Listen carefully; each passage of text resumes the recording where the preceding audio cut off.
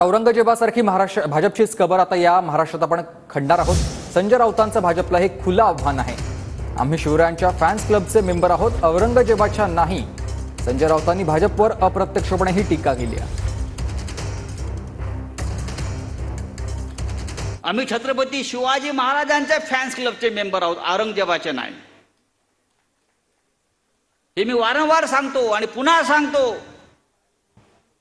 छत्रपती शिवाजी महाराज इथे जन्माला आले, औरंगजेब गुजरातला जन्माला आलाय। औरंगजेबाच्या आयुष्यात तो निवांतपणा आला नाही आणि या महाराष्ट्रात त्याची कबर खणली गेली आणि भारतीय जनता पक्षाची कबर सुद्धा औरंगजेबाप्रमाणे या महाराष्ट्रातच खणण्याचं राष्ट्रकार्य इथे आपल्याला करावं लागणार आहे।